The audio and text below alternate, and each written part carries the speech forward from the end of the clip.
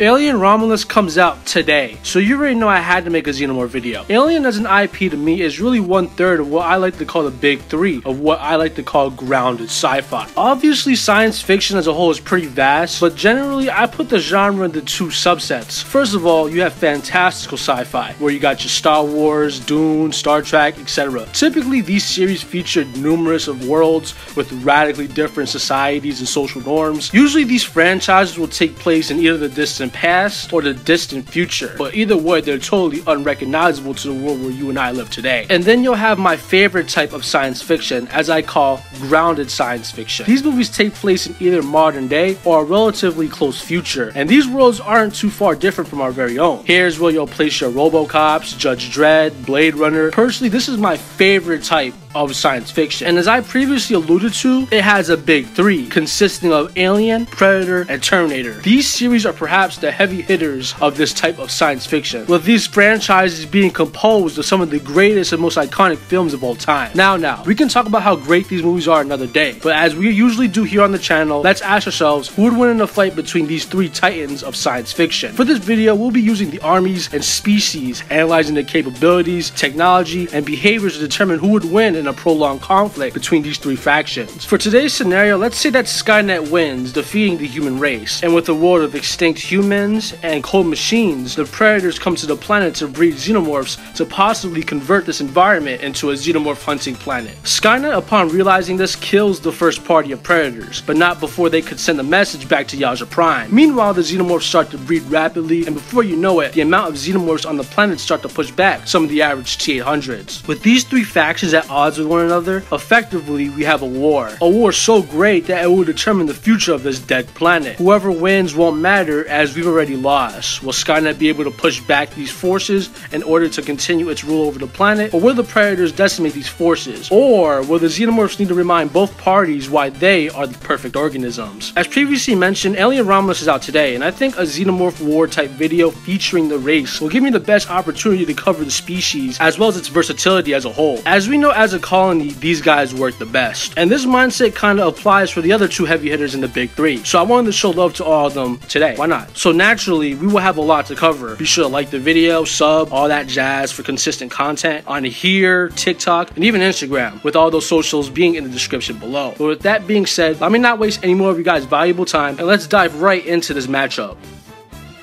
Alright, so I guess I'll start off with the Predator, as I literally covered him last week. Check that video out if you haven't, it was a good one. But yeah, I literally still have the scans on deck, so let's just make this easy for everyone. Granted, this analysis will be much more tech oriented and cover the species as a whole, so while it's going to be a little bit similar, I still think there's enough here that will make it distinct from my previous breakdowns of the Predator. But I guess I'll just start at the best place, being the species-wide relativity. This premise boils down to Predators should be physically able to hurt other Predators despite rank, with the ranking system only really being put in place to determine how skilled a particular Predator is. But seeing as how even the lowest ranked Predators can kill Xenomorphs, which is considered the deadliest catch for the species, they should all be relative in terms of sheer attack potency. So how powerful is one Yautja? Well, at worst they're around wall level, with them being shown to rip out the spines and skull in one piece out of grown men. And they also have the durability to back this ranking up, as when hit by logs, said logs just are pulverized once they make contact with his body, with this feat getting calculated to be in the wall level ranges as well. Predators at mid-ball can reach the small building level ranges, as they're able to injure the Xenomorph queen and endure blows from said creature, with her having very casual wall to small building level showcases. You also have Predators such as Wolf, who can box with the Pred Alien, and yeah, Wolf is a pretty high tier Predator. He's also stated to be someone who's not physically in his prime, so in terms of sheer physicals, other Predators should more than likely scale to him. The Pred Alien was shown to dig a tunnel through concrete, which when calculated gets once again into the small building level ranges. And even old Predators can match that level of AP. You can also find many examples of the Predators showcasing small building level durability, as throughout canon they're hit with cannonballs, rocket launchers, helicopter missiles, with all these instances getting into the wall to small building level ranges. And if you're especially interested in the canonicity of these comics, then I recommend you watch this video here. But anyways, now, for building level level ends now, they kind of come from two instances,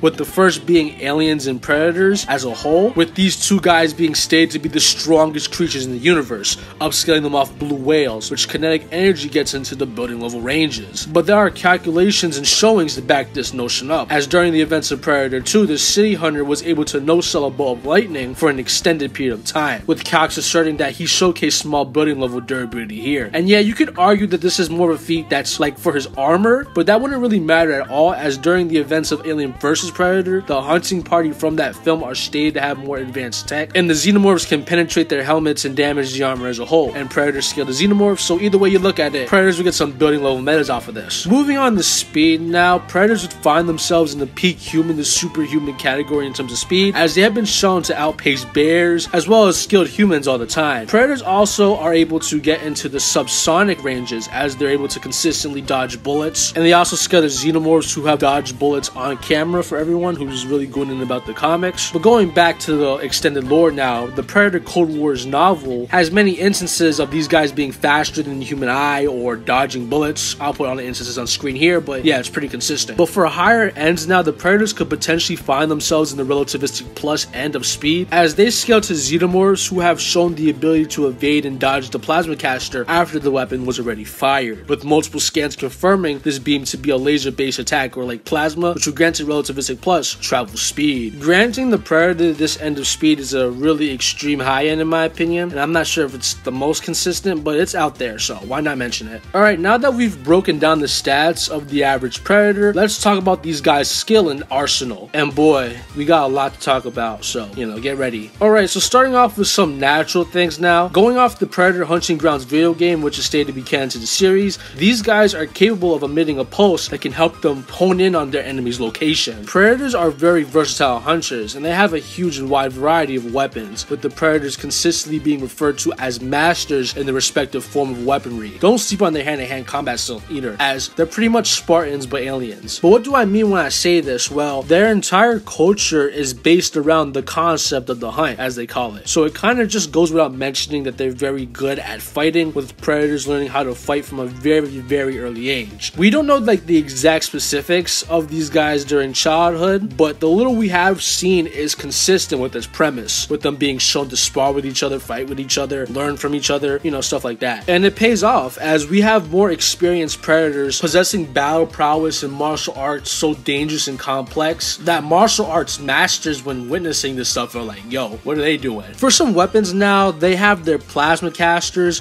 which are consistently shown to be in the small building level ranges all throughout the films as well as the comics. But seeing as how these things seem to be a one-shots above the Xenomorphs, who show relativity to the Predators, then it's fair to say that the small building stuff is like a bare minimum estimate. They also have wrist blades, which are made out of metal stronger than diamond and can one-shot other Predators, and whatever they're made of is really tough, as it can cut through tanks like butter. They are also shown to be able to fire it as well for farther competition. For some more projectiles now, Predators have smart discs, which are shown to pretty much cut through anything really easily as well, such as steel doors, Xenomorphs, and even the Alien Queen. They possess net guns which contain around their victims and pulverize them, with them being shown to work on people, Xenomorphs, and even bark. Predators also have flame-based weapons, with their infernal beams being harder than the core of most stars, and that's only a small fraction of the stuff that these guys have, as I could spend like the next 20 minutes going over everything, and I mean, I could, but I'm not. So that was just some of the more relevant stuff. But moving on to the more defensive options now, they have a med kit, which just, it's a med kit, you know? But more impressively, according to the video game Hunting Grounds, they have something called a second wind, which is a ball of energy that cauterizes all of their wounds, while also granting them a temporary speed boost, as well as a force field allowing them to regroup. Moving on to like the really powerful stuff now, as you guys know, they have their explosions, which all throughout canon have consistently produced town level yields,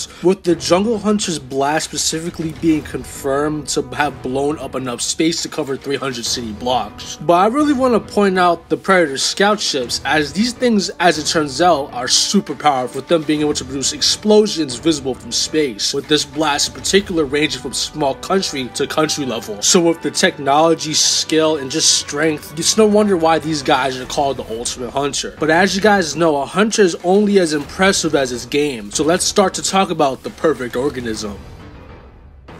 The thing with Xenomorphs now is that we don't really have to go over any of their physical stats, such as attack potency or speed, because, well, we literally did that with the Predator, and Xenomorphs scale the Predators and vice versa. At least in terms of sheer physicals anyways, as more skilled Predators can view them as like cannon fodder. But even said skilled Predators can get caught lacking if the Xenomorphs get close enough, supporting the species-wide relativity. But just for fun, I want to talk about some more feats that would scale specifically to the Xenomorphs. You know, just to cement their wall to building level ranges in AP. In the game Alien Isolation, the Xenomorphs are shown to endure wall level explosions point blank. Also, I have a comic book where the Xenomorph was able to survive a blast that gets calculated to be in the small building level ranges. In another comic book now, the Queen Xenomorph was hit by a super grenade, which subsequently led to a cave-in, which she survived, with this feat also getting calculated to be in the small building level ranges. And also, Xenomorphs can injure Xenomorph Queens. You don't really see it that often because they're usually on the same side, but if it comes to that, Xenomorphs can indeed hurt the Xenomorph Queen. But with stats and speeds out of the way, let's talk about the Xenomorph's biology. I'm not really going to go into the other subspecies of Xenomorphs, as in this situation, all the Xenomorphs have are just like human stragglers to breed, so you're not going to see anything crazy like a gorilla Xenomorph or a dog Xenomorph, just like the basic ones for the most part. But anyways, contrary to popular belief, the Xenomorphs aren't stupid, or at least they're not that stupid. They cut the power. What do you mean they cut the power? How could they cut the power, man? They're animals. All throughout canon, they have shown pretty decent comprehension, with them being even able to catch predators off guard under the right circumstances. These guys have been described to be at least semi-sentient, and they have shown signs of having higher-level thought, according to the Alien Covenant novelization. These guys are also able to work in tandem with each other and form colonies, with the queens being at the center at the chain of command. From here, the queen is able to telepathically communicate with her minions to do her bidding, with the hives being stated to grow more intelligent as more members are being born. This is important as Xenomorphs can breed extremely quickly, with their young being able to become fully grown in a matter of hours upon bursting out of the chests of their victims. This is kind of an unrelated tangent thing, but I want to talk about the Xenomorphs and the relationship with fire, because some people have incorrectly assured that the Xenomorphs are weak to fire, when in actuality it's the exact opposite. Aliens are scared of fire, don't get me wrong, but they don't really seem to be physically weak to it. In Alien Isolation, it's explained that at their core these guys are animals, so they have an instinctual fear to flames and such. They have been shown to withstand the heat of explosions on multiple occasions. They can endure molten lead. The queen alien herself has been stated to have been engulfed in flames and was seemingly uninjured after the fact. Regular Xenomorphs are able to, quote, shake off flames like a wet dog. And going back to Alien Isolation now, you can hit these guys with Molotov cocktails and flamethrowers and they're scared of it, but they don't really seem to be scorched or burnt or hurt after the fact. Okay, but moving on to the real star of the show now, you have the very infamous acid blood, and boy, it's potent. It's stated to be able to break bonds on a molecular level. It's also stated to be stronger than any IRL or known form of acid as well. They can break through multiple floors of high-tech futuristic spacecraft before fully dissipating. You remember the Predator, whose gear is stronger than diamonds, and it's so potent that it can rip through tanks and steel doors and other predators like butter? Well, yeah, Xenomorph blood can melt through that stuff pretty easily. Xenomorphs also seem to be very aware of the fact, as their skin is resistant to it, so they can dip their tails in the substance and propel droplets of acid on their opponents. Or for more extreme situations, they can literally pull an exorcist and just vomit the stuff out, making these guys extremely dangerous in face-to-face situations. Xenomorphs are also masters at stealth. Xenomorphs rely on stealth according to the AVP video game, and this is pretty good because they're invisible on a heat and infrared spectrum, which is why the Predators have a special vision just for them. But yeah, that's pretty much all the relevant information on the Xenomorph. I know it was a tad short, but I mean, so much of these guys' base stats just comes from the fact that they scale a Predator, so it wasn't really like, I didn't really have to spend 5 minutes on AP. But as I researched, I kind of began to understand why these guys are seen as the ultimate prey for the Yautjas, as they have a lot of biological functions that operate as pure counters to the Predator and his gear. And as it seems, these guys over time had to make so many pieces of tech that would directly counter these guys, hence why these species come to blows so much times. But how would this dynamic change if a supercomputer AI system like Skynet found themselves in the middle of such a conflict? So with that question in mind, let's delve into the world of Terminator. When talking about this franchise, the biggest thing that comes to mind is, well, time travel. So as you would imagine, with a franchise whose timeline makes the Zelda chronology look like children's stuff, it's gonna be a little hard to assert what's canon and what's not. So with that being said, to try not to be super confusing, I'll be sticking to the original saga, starting with Terminator 1 to Salvation. As after that, we kinda just got soft reboots that more or less ignored anything after Terminator 2 Judgment Day. Hey, like most of the fandom does. But even though I will be ignoring the new Terminators introduced during Genesis and Dark Fate, I can still talk about the feats performed by the T-800s as well as the T-1000s of those films. As James Cameron, the original creator of the Terminator franchise, has stated that all the Terminator films take place in alternate timelines from each other, so they should all be relative across continuities if the in-universe explanation for all these reboots is just split timelines. So I'll be touching up on some stuff from Genesis and Fate, but not too much. Got it? Yeah, me neither. But on a serious note, before we get into the AP stuff, I like Terminator Genesis. I don't care. That's really the third best Terminator, bro. I haven't seen Salvation in a minute, but Terminator Genesis? Terminator Genesis was so good, man. You guys are just mean. You attacked Pops? You named it? Hello, Calories. It is nice to meet you.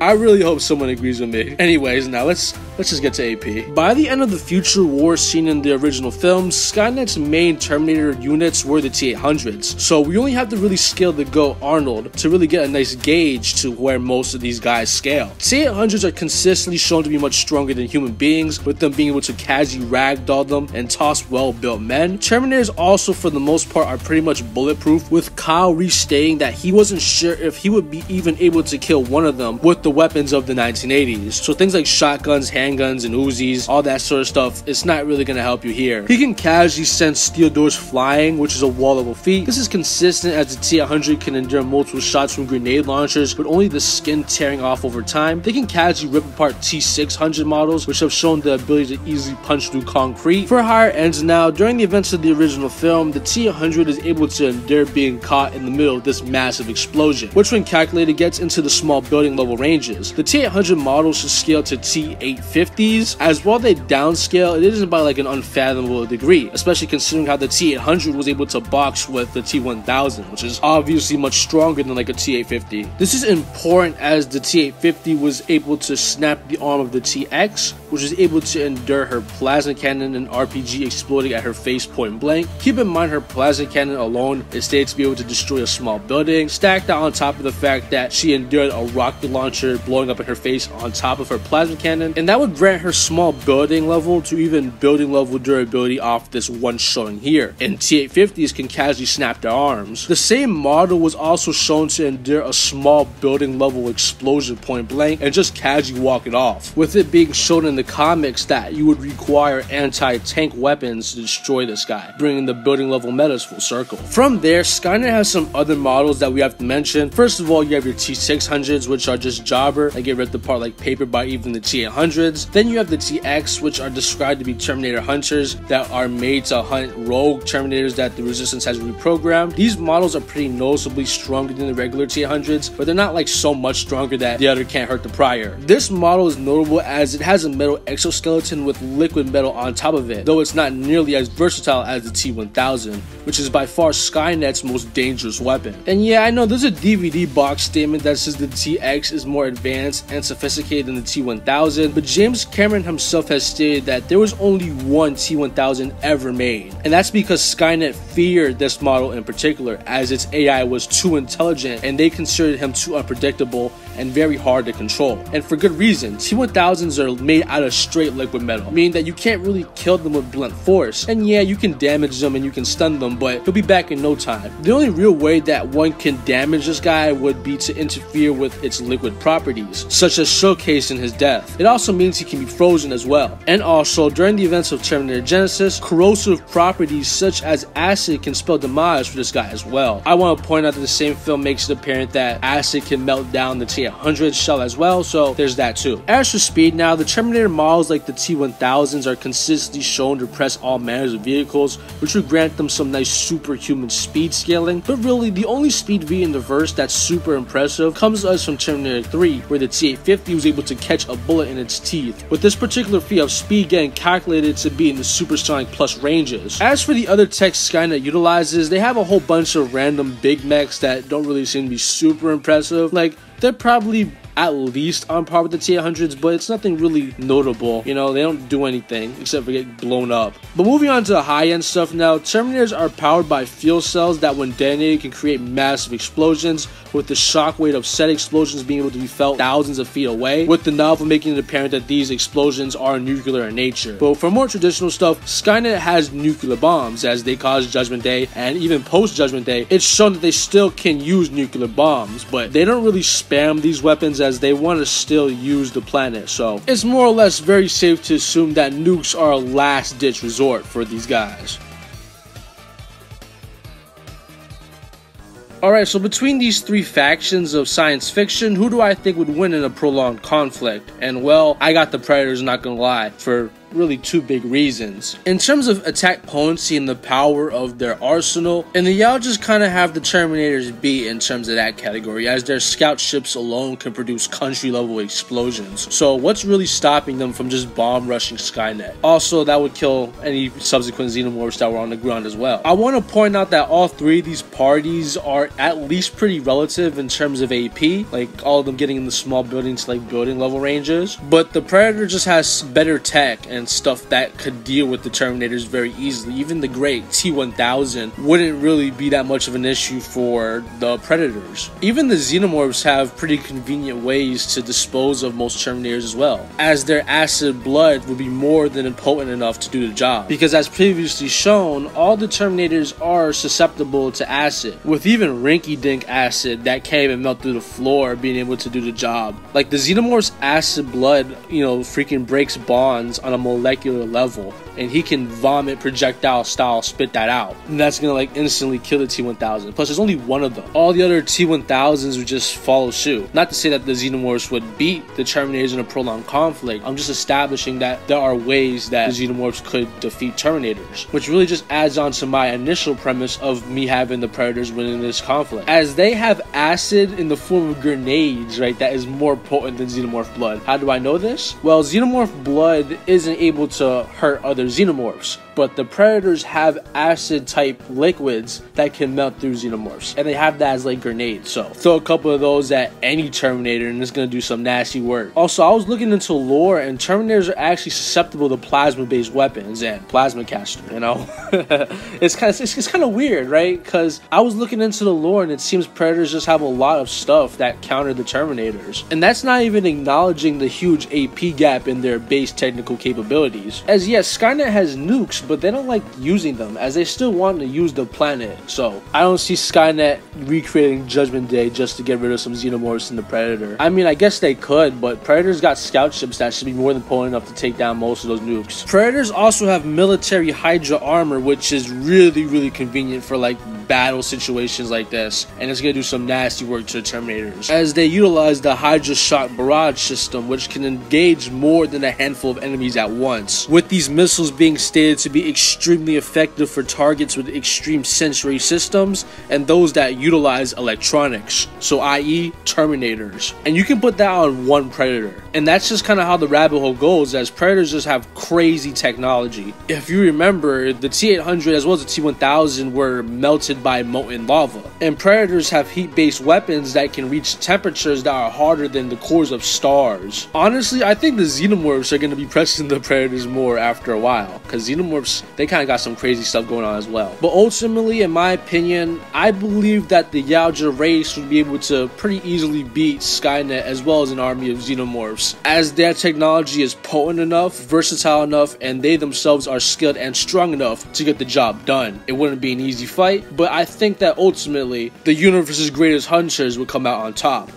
So yeah, what did you guys think of the video? Do you have any disagreements or disputes? Honestly, I'm gonna be real with you guys. I'm a little tired. This video was really difficult to do the research for. I had a lot of help. I had to rely on a lot of calculations and outside sources. I want to thank Xeno in particular. Once again, he's really clutch for this type of stuff. So why not? Comment of the week, Xeno. So if you're seeing the Xeno, thank you, bro. Thank you so much for the help. As I take pride in giving you guys accurate content, you know, sometimes it's hard to research, sometimes it's pretty easy, but I just want to give you guys something that you can come to at the end of the week and just watch and have fun. And I hope I was able to do that. So enjoy Alien Romulus. I'm gonna probably watch it on like Sunday. I heard that it's pretty good, and hey, if I like it enough, maybe I'll do another Xenomorph video next week or the week after. So if you guys want to see that, let me know in the comments. Drop your science fiction matchups, you know, all that. But until then, I'll see you guys next week. But as always, stay big G fans.